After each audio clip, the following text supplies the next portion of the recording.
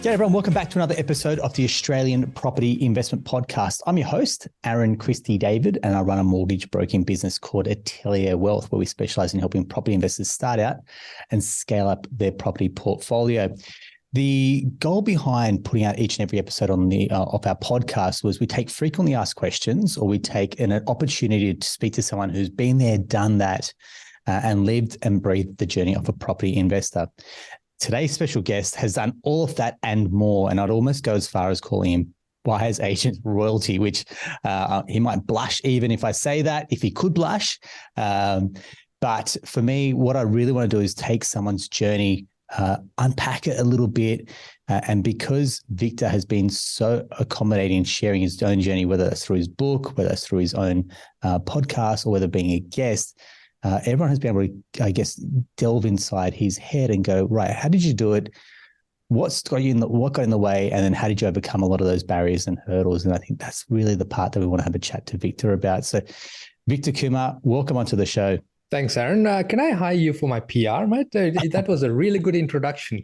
I could keep going, mate, because those accolades, I tell you what, it's inspiring. It's motivating. I read your books years ago. And I think for me, and I'm going to go kind of a little bit left of center here, I got a lot of encouragement from seeing, a fellow migrant, for example, a brother that's come into this country, has done some amazing things. And within the space of one generation, rewritten an entire wealth story. To me, that intergenerational wealth, we'll probably have a chat about in a little bit. But that's something that I think about. I'm like, literally in the space of what your family has come here into this country to achieve, just rewritten the rules around wealth creation. Yeah, and it is really a big mind shift change, right? So I've been in the country 26 odd years. I came in with $4,500 Australian, $6,000 Fijian, which was in real money was $4,500. Yeah. And initially it was actually learning what the successful people actually did, and the first thing was to define success for myself, right? And whether it was a flashy lifestyle, which I don't have. Or whether it was a sustained, well thought out growth plan, both from a money point of view, but also from a mindset point of view. And I think money is secondary. It's the mindset that actually gets you to your goal, and your understanding of debt. And with you coming from a mortgage broking background, one of the simple things that people tend to forget is it's not the millions of dollars of debt that you have that actually matters. It's the amount of zeros you need to come up with per week to hold on to that debt that controls the asset. That's the critical part. Well said, mate. And you've nailed it. The mindset part, anyone can kind of go out there and borrow some money, but it's the ability to pull the triggers sometimes. It's the ability to make those decisions, weigh up risk versus reward. And then ultimately that inner voice can be very loud. Yes. And it can put people off, or it can be, hey, let's go for this and let's address issues as they come up, which I'm sure you've probably had a fair amount of brain damage in that time as an investor, because I've listened to your story. But before we kick off, it's what I like to do is start with the 3 Ps. So a bit about yourself personally, a bit about yourself professionally, and a bit about your own property journey, which we'll definitely go into more detail as well. Absolutely. Yeah. So personally, obviously, my background really was that I was in the medical field, being a sonographer and a radiographer. And in 2001, I took the plunge and moved into the property sector full time, letting go of my profession, much to the disappointment of my father. And coming from an ethnic background, medical, law, or accounting is what we do, or engineering. Engineering, yeah. So that was a big challenge and a big mind shift change. And when I look at what I've been able to achieve by simply breaking the paradigm, that's the secret of my success, is thinking things differently. Yeah. And what was the other piece? Sorry. So personally, so I've heard your story about how you've come to Australia. So viewers, listeners that haven't, you came to this country from Fiji in, I'm going to say 97. 97, yes. Yeah, with your wife. And then since then have gone on to amass quite a large property portfolio. So then I think we also chatted, you got 2 kids. So you're at that stage of life where probably the dad role and then the business owner role, because this is part 2, because we've had a chat with Steve, your business partner from Right Property Group. So, but I guess your professional journey and how that's evolved moving into property full time as well. Absolutely, and the reality of it is, right, that I'm a product of life experience, not a done a course and hung up my shingle to do property buyers advocacy. So the advice that I give to my clients is from real life, of things that I've done well in my life in terms of property, and things that I haven't done so well. So it comes in with the battle scars, so that people don't have to necessarily make those mistakes. And it's still a learning process, right? I learn through my clients. I learn through interaction with everyone around me, and it's one of those things where you get an aha moment on something that's so front of mind all the time, but you get a different perspective when you talk to different people, because we all bring our different sets of experiences, right? And one of the biggest thing that I advocate in terms of property is that if you do what everyone else is doing, you'll get everyone else's result, right? You'll get the general result. You need to specialize in terms of what you're trying to achieve in property, and then hone it down in terms of the type of property you're buying. And dare say, you may want to be counter-cyclical and invest away from the media, where the media hype is. But again, investing within your means. And these are things that I learned along the way through my own journey, which I then certainly advocate for my clients. And then naturally, one of the biggest things that people tend to do in terms of a mistake is that they focus too much on the growth, forgetting the other side of the coin. So it's a lever, right? So you need to balance it out in the sense that one side's cash flow, the other side's growth. You balance it within what your means are, and you can never go wrong. It may be that you are a bit delayed in terms of the end goal. Yeah. But you need to actually make sure that you have a really clear end goal, which then sorts out the process in the background. Yeah, no, well said. And before we do continue, I mean, this is all really great insights, Victor. This podcast and this chat is going to be general in nature and not intended to give advice. So if you do need advice, please seek out a trained and paid professional to help you on your journey as well. Victor, one of the things that I really want to kind of pick your brain on was you came to this country again with not a lot of money, started out kind of grassroots, probably renting, and then you bought your own home. Then quickly amassed a portfolio, and it's openly documented. So probably about 11, 12 properties in that next couple of years. That's rapid growth. And for most people the first question is how? Like, how does that happen so quickly for yourself? So the first thing that we need to understand is that the rapidity of acquisition and the number of properties is irrelevant, right? That is something I learned over the years, right? And initially I was more in the numbers game. So how many properties can I buy? And I went out and deliberately spent a lot of money. So myself and my wife, we spent a lot of money buying courses, attending courses, both from a business point of view. So property is a business. So we needed to understand business, property itself, property seminars, and then also mindset seminars as well, right? So our turning point really, if I look back, was attending Anthony Robbins' seminar, which just sort of Isn't that where the magic opened up the mind. Magic happened after that, right? And I was very skeptical going into that, and I was actually put onto that. I'm an avid reader, right? So I read a lot.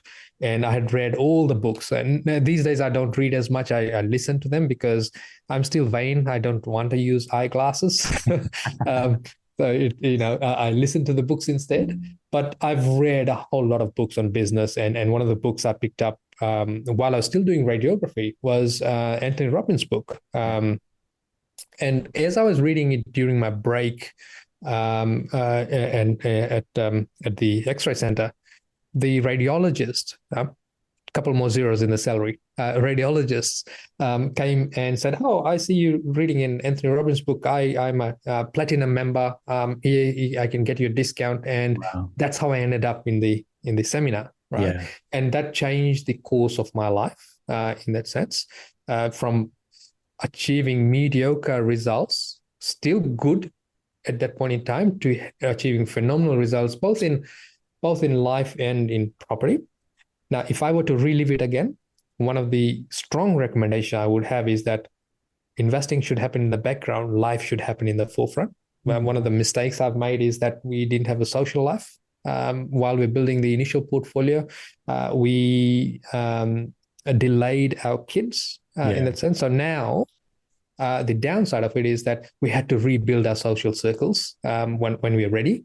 And importantly, the age that my kids are, I'm now mixing around with friends and family that either the kids are much younger or they're much older, because and therefore the outlook in life is different, and the kids can't get to socialize in the right age groups as well. So there are always pros and cons in terms of journeys that you can look back and say, you know what, I wish I'd done it differently. Yeah. Everything you're saying there is everything that I feel like myself and Bernadette, my wife, has been on the same journey. Tony Robbins, Unleash the Power Within, was one of the best investments we've made into ourselves in terms of mindset, in terms of being on the same page as a couple as well. Yep. I think that's probably the one big thing that I say to a lot of our couple clients, which is you can't build a house with two different blueprints. You need to be on the same page. And I think that's one thing that, Unleash the Power or any Tony Robbins type of event. So it doesn't have to be him specifically, but that immersion type event where you just go like all in on what are we trying to do here and achieve together. And even just family planning, it takes either years to conceive when you're stressed or starting out. And then the next part is, I think everyone's running their own race. So that time served you both, right? Like to be double income, no kids, for example, and to be all in on the property side. But then you go, well, what's the property side without the family side? Exactly. I think it's balance in life, right? So a real balance in life, not the textbook stuff.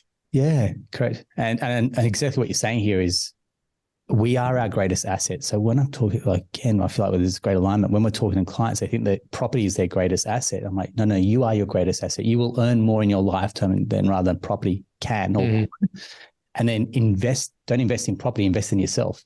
Yes. You get a far better return on investment. I agree. Yeah. And we thought it was a property podcast, right? That's exactly it. Some people they think I'm talking woo-woo, but I'm like, seriously, the best investment we will make is into our own interest, into our own self-development as well.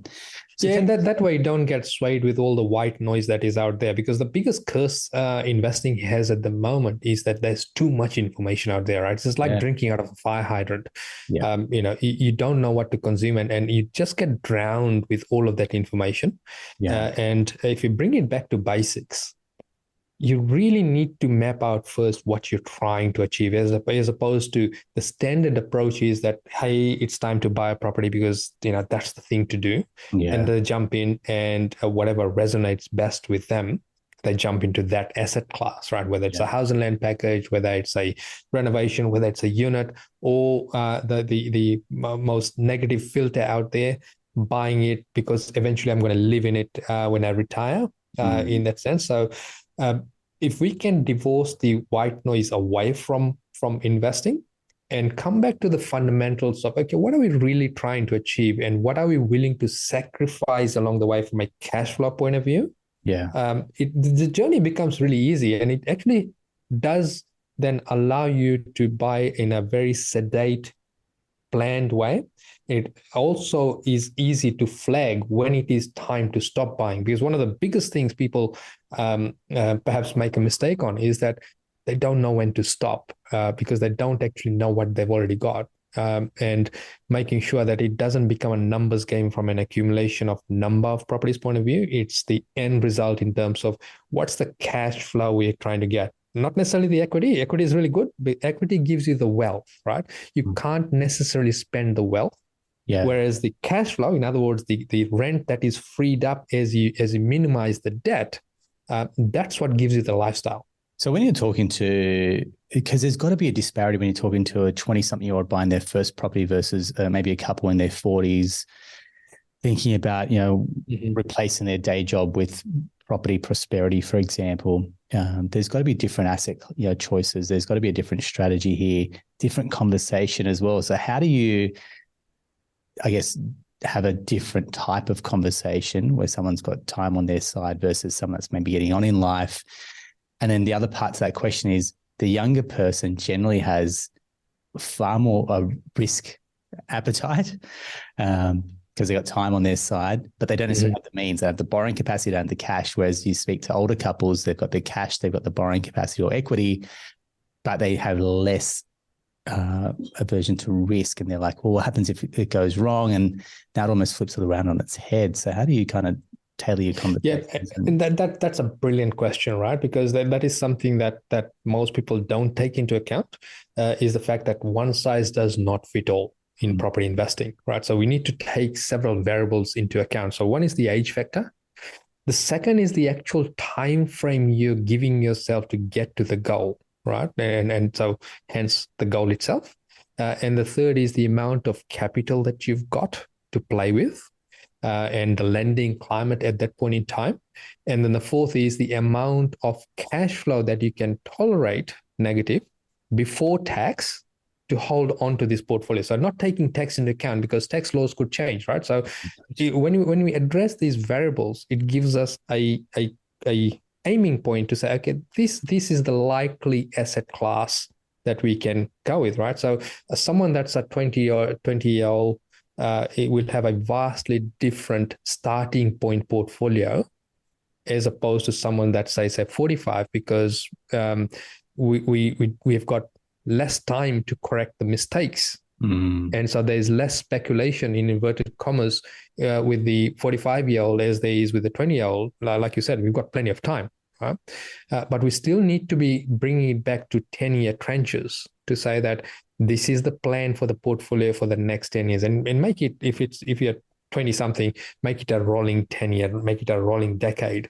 So, this is a milestone for this first decade, and the second decade milestone could be that, well, we're actually concentrating on getting rid of all the negative cash flow, we're getting rid of a majority portion of the debt. How do you do that? There's only 3 ways to pay down the loans: through surplus PAYG income, through surplus business or portfolio income, so turning the loans into principal and interest as an example, and adding a granny flat or a secondary dwelling within the portfolio. And the third is you sell something, sell a business, sell property, sell tomatoes for that matter, right? You're selling something to create that capital to pay down the loans.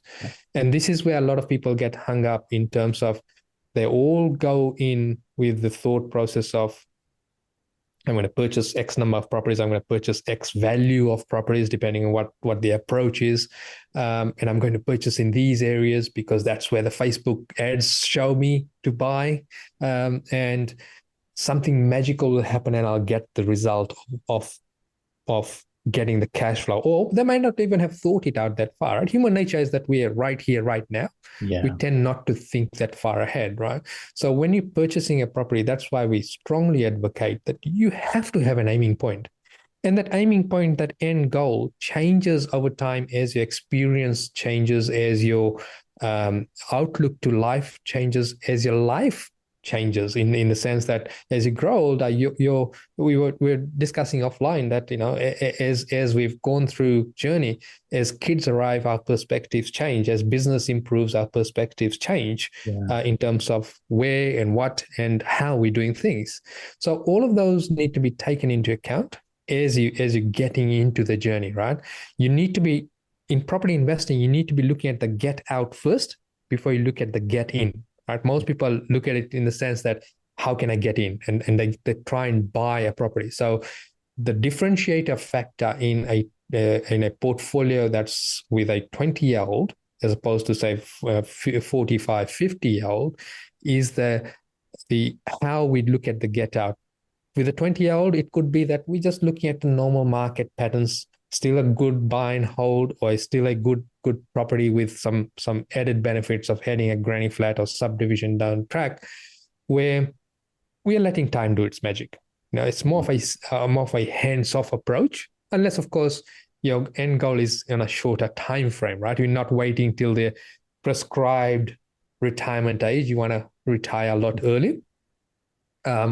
Whereas the 45-year-old, the 50-year-old, we need to be a lot more independent of the property cycle itself. So we're creating the value within the property against the market flow. So it could be that we're getting into more of a renovation type property, or a property where we can at some point in time do the subdivision, because that's a very strong get out clause of that property, right? Regardless of what happens. But all of this is irrelevant unless you can borrow the money. So property investing really is a game of finance. It's not a game of properties. It's a game of finance. If you can get the money cheaply enough and you can leverage well enough, you'll do well, so long as you've got enough time on your side. Yeah. And that's a line that comes out a fair bit. So for example, in our line of work, which is the lending side, it's like, hey, it's a game of finance, and people think that you're playing in gray areas. That doesn't sound like you play with a straight bat, for example. And I guess and that's the beauty of having multiple banks with multiple policies, for example. Some banks are more open to investors than others, right? So take me through, how has your portfolio been able to springboard and scale in the context of it being a game of finance? Yeah, and that's a really good way of putting it, right? So if I look at my journey, I came, as you know, into Australia in 97. It was actually almost a month and a half ago. So 26 February 1997 is when I arrived, right? So we had $4,500, and that went really quickly because we had to buy the basics, and then we lived a really frugal life, right? We saved a lot, and the first thing I did was that I tried to go out and get a loan, and I still remember to this day that for the Sydney siders, we were living in Liverpool, and there was a Westpac, and because I banked with Westpac in Fiji, it is natural that I'd go to Westpac over here, right? Force of habit and familiarity. So we went to Westpac, and I asked for a home loan because I had $13,000 saved at the time, right? And the loans officer, because I'd made an appointment, the loans officer, she looked at me and said, "I can't really give you money because you don't have a credit rating," right? So I asked her for advice, and she said, "Get a credit card." Right. So that was my first $2,500 credit card. Right. Now, I was so upset that, I wasn't able to get a loan that I forgot I actually had a car, and I walked back to my unit. And later that day when Reshmi, my wife, came back home, said, "Well, where's the car?" And I realized that I'd parked in the quarter-hour parking zone, but didn't get a ticket or anything like that. But that became the journey. And then I guess it's a little bit of a not a cavalier approach, but a mindset shift that I had. I said, you know what, if it's meant to be, it's meant to be. I'll go out and start looking for a home, right? I would not recommend that today in today's market, right? But back then, that's what I did. So we found a home. We paid $137,000 for it. Beautiful. And then I turned around to the agent. That's a 3-bedroom house in Camden, a 12, 15-year-old home at the time. Nothing to write home about, right? But it was home.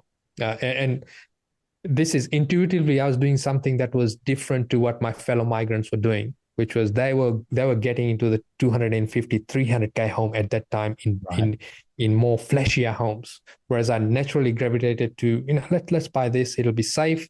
It's it's something that if things went wrong, I would be able to sell out, right? That was my approach at the time. And I turned around to the agent and said, "Oh, by the way, I haven't got any finance," right? He put me in touch with a mortgage broker, right? And this is where I discovered the joys and the advantage of having a mortgage broker, in the sense that I had just gone to Westpac, right? And they had said no. Whereas, and I'm going to mention some lending institutions here. That doesn't mean that you have to go to those institutions. So the guy took me to AMP.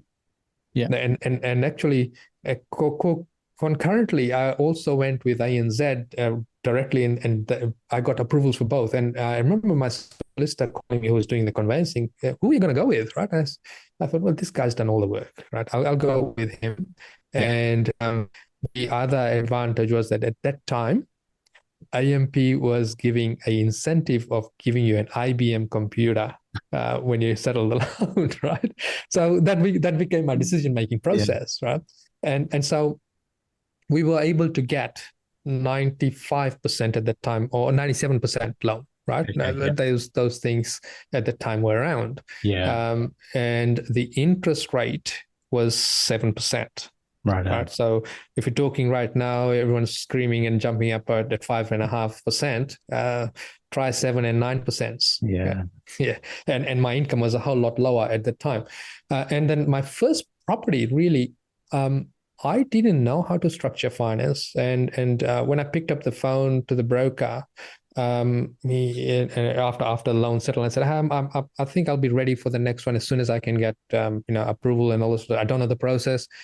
He was quite dismissive and said, what, come back when you're ready, which is a good segue to, if you looking to be successful in property, you need to be latching onto a financier, a broker that has actually gone the journey in terms of investing, that specializes in what you're trying to do, right? So there are brokers that specialize in first home buyers, as an example. There are brokers that specialize in credit impaired loans. So you need to look at someone that's helping investors, as an example, if you're investing.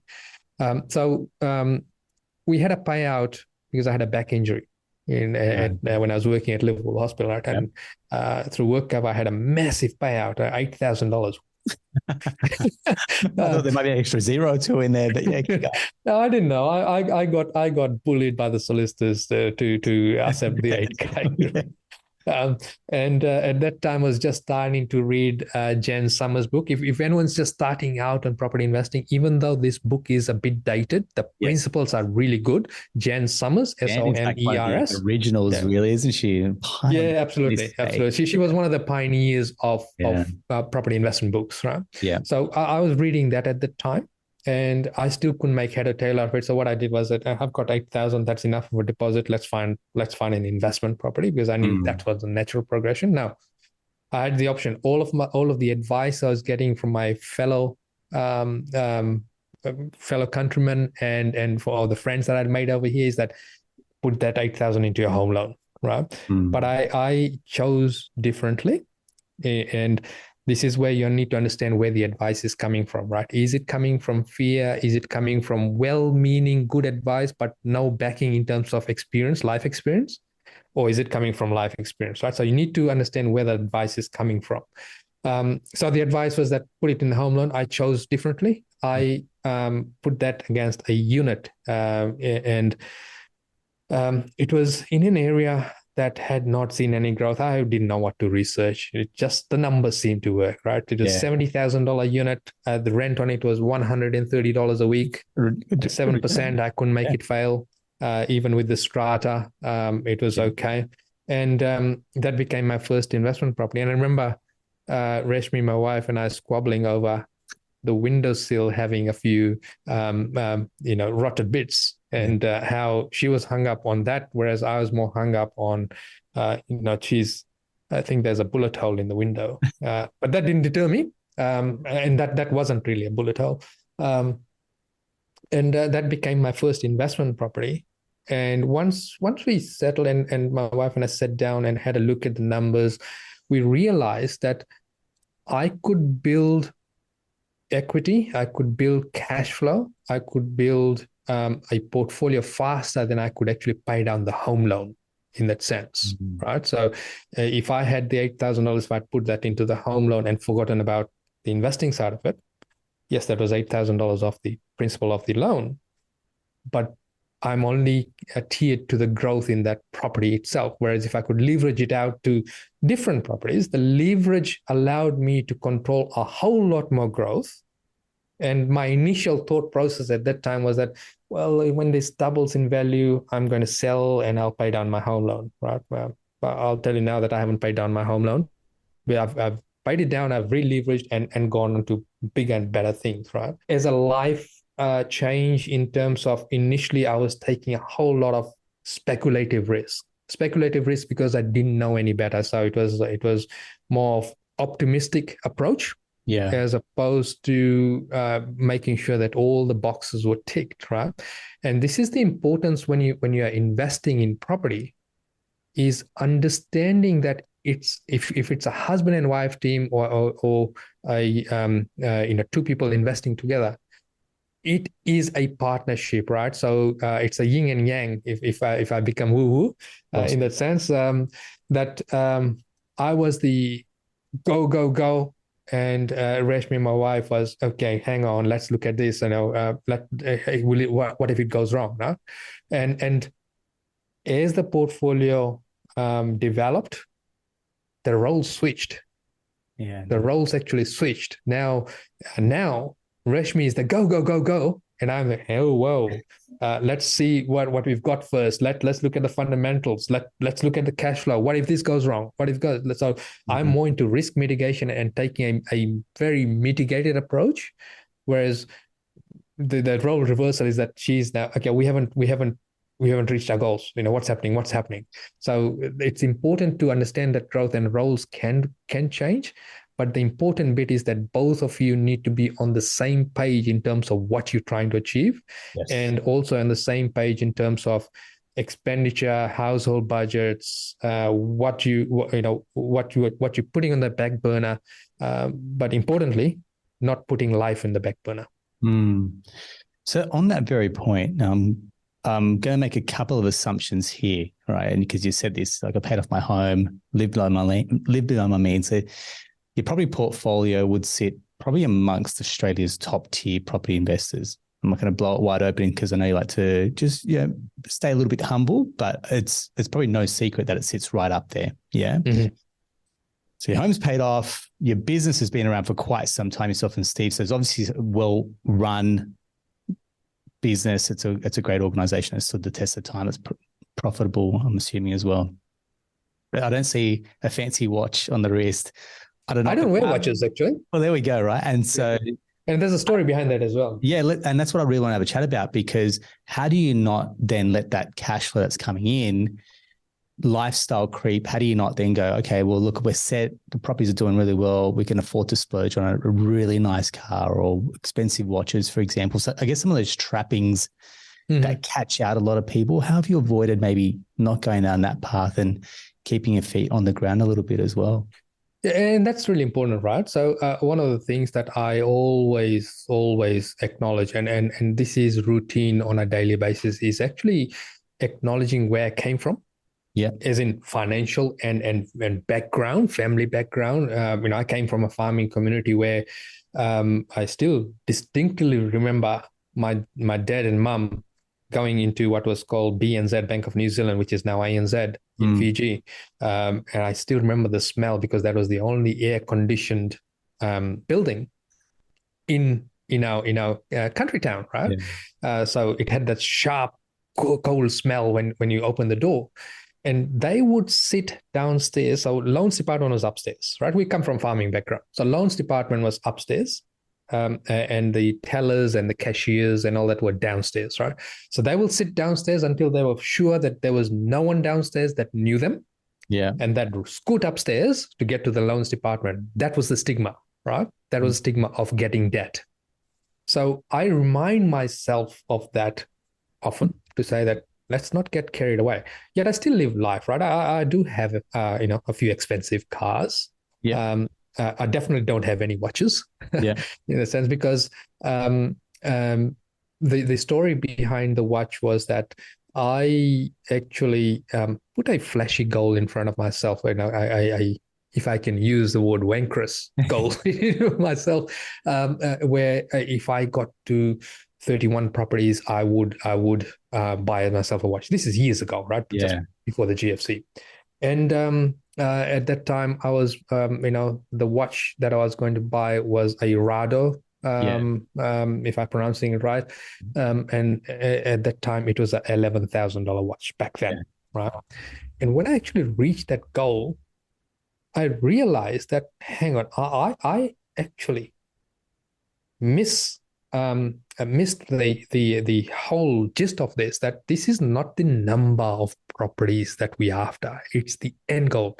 So I deliberately don't wear watches to remind myself that it's not about the number of properties, it's about the end cash flow, it's about paying off the mortgages, it's about living your journey, running your journey in property, and not trying to compete against someone else. Because I was attending these seminars where people had 100 properties, and some of them were a bit embellished in that sense.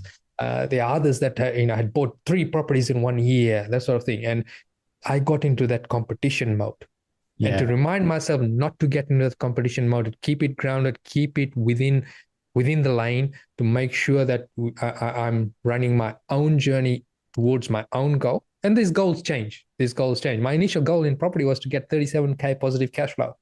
I can tell you now that I've surpassed that, 10 times over. Yeah. And that's no exaggeration, right? So that's why I don't wear watches. Now, in terms of trappings of life, yes, we do go to expensive holidays. We do have a nice home, that sort of thing. But with my kids as well, they understand the value of money, not what it can buy, but what you need. If all of this was taken away, what do you need to do from a mindset point of view, and not taking things for granted? Yeah. So there's such, to me, I'm like, there's such great lessons that, and you spoke about your parents, our money beliefs, our money relationship, for example, will often come out of how our parents perceive money, how our parents talked about money, whether they feared it, whether they managed it, whether that managed them, for example. And I find that that's a very common mindset, which is debt is evil, for example. We don't need to borrow more than what we can, live within your means and don't show. But I think there's a part of your journey, which is, but if I've achieved it, why can't I share my journey with other people? Why can't I inspire the next generation? Why can't I pay this forward? That lifts other people up rather than being a show off about it as well. There's got to be a way that you can flip it on its head, going, no, let's use my story as a way of a blueprint for people that want to aspire to then rewrite their wealth story. There is a way, there's a pathway that you can follow as well. Yeah, absolutely. And then because there's so much white noise out there, right? People do get distracted. People do get sidetracked, right? And one of the things I introduced into RPG was the review process, where every year without fail, we sit down, whether you're in the buying process or not, we sit down with you to actually go through the moving parts of the portfolio and to rehash or revisit the original goal to see how that's changed, because life changes, right? And this is testimony to normal life. There are people that take advantage of this review process. There are others that, we'd follow up and actively try and get them, back into a review, but they say, no, I'm okay, right? So each person's journey is their own. It's a matter of making sure that we don't get too swayed and don't get too caught up in the numbers game. Yeah. The only numbers game you got to get caught up is the cash flow, right? How much cash flow are you chipping in, or how much cash flow are you getting out of the portfolio? Yeah, okay. Yeah, perfect. And your book, what's inspired, I know it's been out for quite some time, but I mean, it stands the test of time when the principles are true and it comes from a place of care and love. So take us through what inspired the book, and how's that helped other investors on their journey as well? Fantastic. So the book's called Supercharge Your Property Portfolio, and I chose that title quite deliberately because that's what it does, right? And what it talks about really is the various strategies you can use in the changing market. So whether it's a up market, down market, sideways, boom market, bust market, so long as you can implement those strategies, it'll keep you safe. And what it gives you is real life examples from my own portfolio, what I've done wrong and what I've done right. It helps you formulate a plan. And more importantly, it actually gets you to question the paradigm as to, this is what everyone else does. Does this fit with what I'm trying to achieve? If it does, tick, yeah, let's go ahead and do that. Yeah. And it also allows you to then question the norm of, okay, this bank's going to give me 0.5% less in interest rate. Do I go with this bank or do I go with that bank, right? So I take all of that away to say, it's not about the interest rate. The first thing you need to be looking at is the product. right? Then you're looking at what the product can do for you. Interest rate is probably the 10th thing that you look at within reason, right? If you, Right. especially at the phase where the market is right now, you want to leverage as much as you can and accumulate within reason Yeah. the good quality properties rather than, if you're going to a lender that's giving you, say, 1% cheaper, but it forces you into a 250K purchase as opposed to another lender that's actually 3% more, but it gives you 750. I'll go for the 750 any day of the week, provided I can afford the cash flow. Remember how I said in the beginning, it's a game of finance. That's exactly, I think, for us, where we see the bigger picture, we will deal with clients that will lose sleep over the 0.05% on a rate. And I say to our clients either, I'm like, if you think it's about the interest rate, you've missed the point. That property is going to do far heavier lifting in terms of its growth or its cash flow than 0.05% cheaper on a rate. But I guess everyone's been conditioned to get the lowest rate as possible without realizing that it may cut off or shave $60,000, $80,000, $100,000 off their borrowing capacity. Now they're forced to buy in like a lower quality property because they've got to buy in that price range, as opposed to just what you said, stretch yourself a little bit more, gives you the ability to buy a superior property that's going to get a better return on investment. The interest rate becomes irrelevant at that point as well. Yep. And that's knowing that when you're building a portfolio, right, you've got the overall cash flow. Yeah. And then what's this property bringing in as a negative or positive cash flow? So it's like you've got the end picture, right? Like a jigsaw puzzle, and you're putting in the pieces. You need to put the pieces in at the right order, in the right area, and so that you can unfold the full picture. And it could be that you're purchasing a property, and then that means that your cash flow is quite constrained and stops you from buying the next one until you've managed the cash flow on this. And that how would that look like? It may look like restructuring the entire portfolio from a mortgage point of view to get the cheaper efficiencies. So turning your principal and interest into interest only again, if the lender permits, and also maybe perhaps bringing forward a secondary dwelling construction. High level numbers, right? You're building a granny flat in Sydney.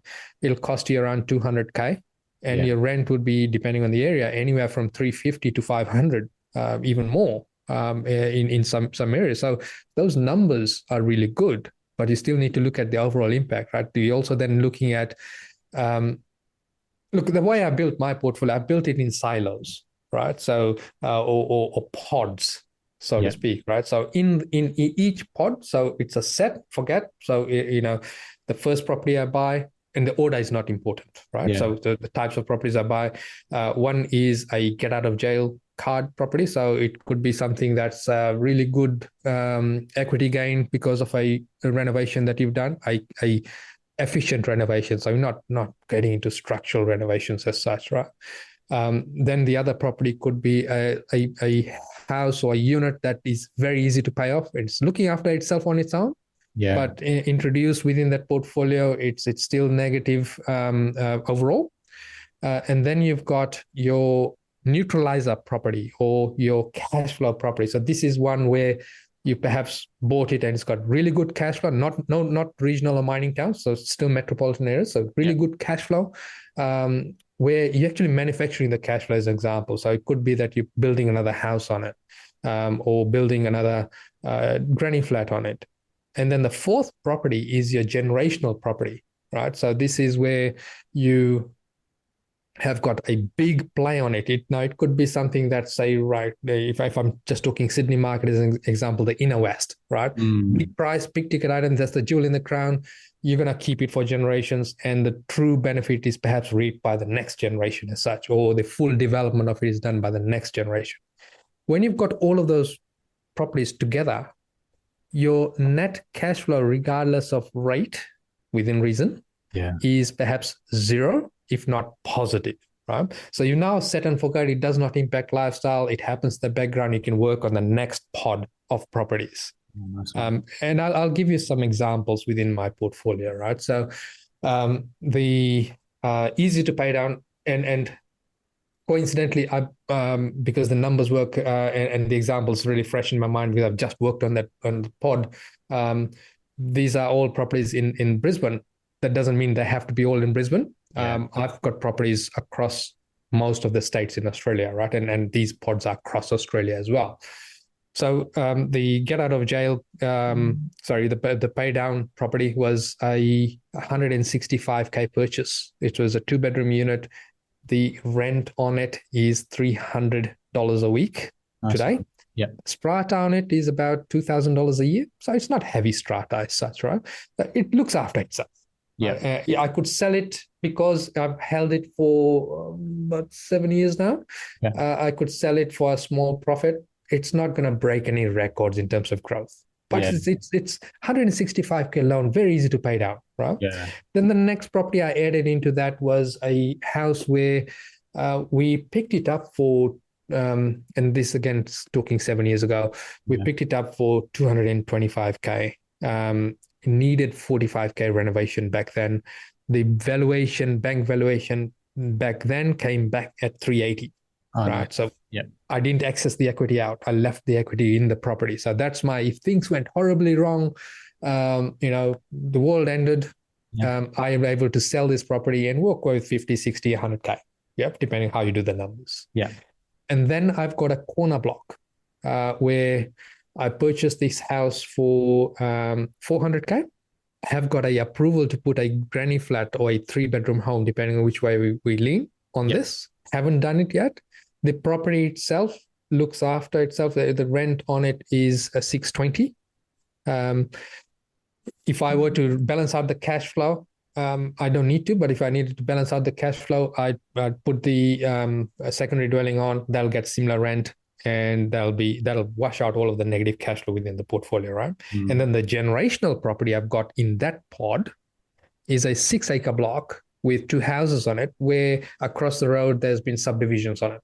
I've got no intentions of doing the subdivisions. The kids can do that in their lifetime, right? So that's the generation.